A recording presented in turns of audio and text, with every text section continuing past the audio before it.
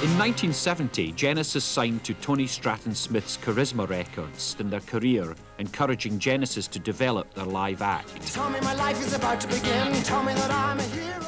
By the time we came round to doing Trespass, the second album, we'd done a certain amount of live playing, and we'd written loads and loads of material, and the whole idea of the band had completely transformed from being a band that was trying to have a hit single to a band that was trying to do something adventurous musically.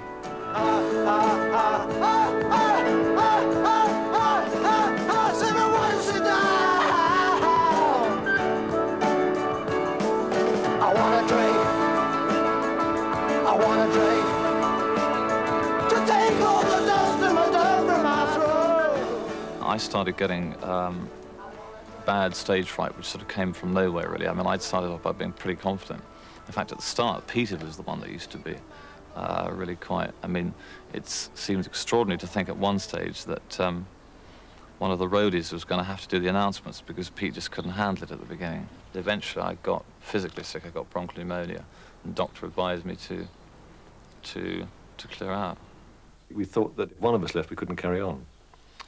And I reckon the closest we came to busting up was when Anthony left. I did suggest at the time that we looked for a new drummer because I thought it was important that we ought to try and get a drummer who was kind of equal stature to the rest of us. And we had to look for a new drummer and a new guitarist at the same time. Looking for someone.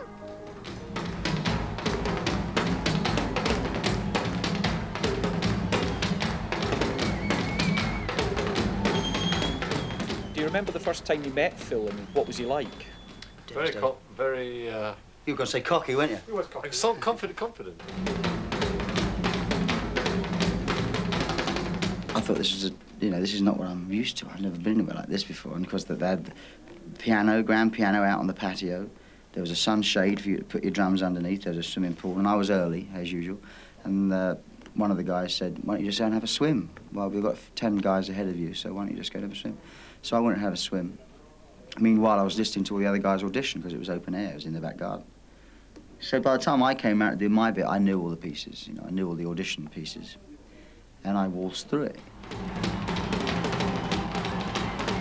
The way he sat down at the kit, I knew he was a good drummer before he played a note.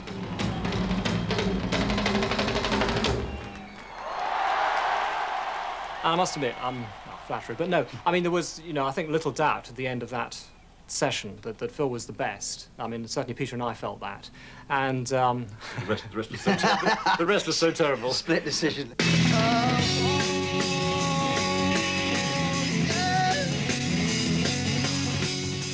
When I joined the band, I was kind of the only one that didn't have a public school education.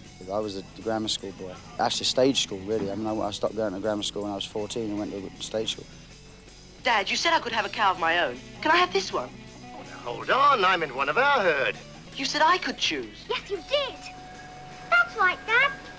So I was kind of class clown, and when I joined the band, there was an awful lot of friction that I guess came from the background that the guys had.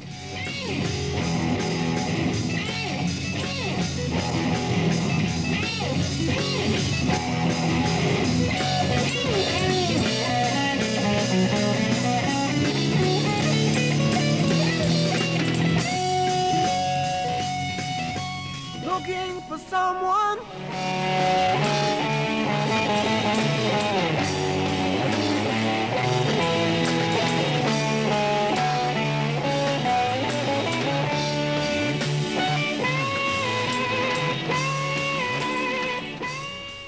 I used to advertise in melody making,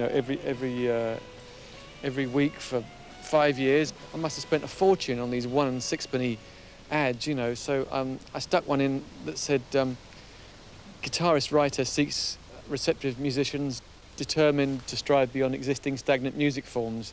And I thought, well, if that doesn't ring a bell with somebody, at least I'll get someone who's idealistic, even if they're completely bonkers.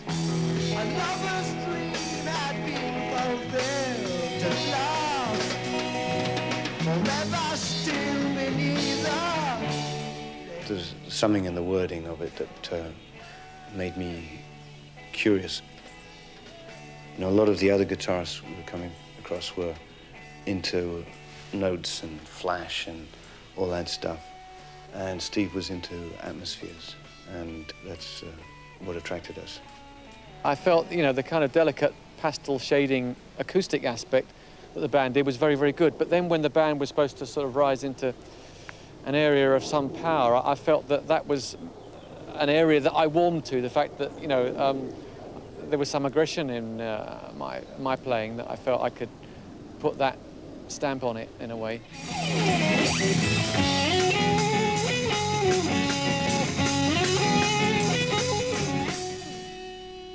In 1971, the musically ambitious Nursery Crime was released.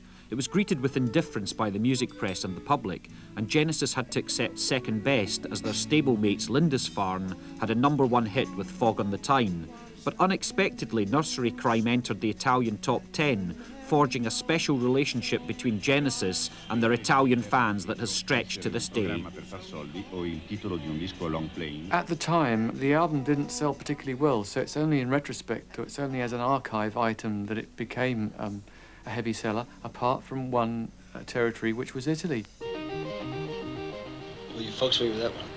We like audiences that sit down and listen to the music rather than get drunk and pick up girls and... big ones. Big ones. Bogo de Kazuna. Kazuki. We like audiences that sit down and listen to us. And we like the words, the music, the arrangements, all democratic. Yes, oh yes, that's right. Yes, quite often. About 5, 6 or 10 times a week. And in those days, no one really liked us, apart from the Italians, so the more time we could spend there, the better, the more we were cheered up.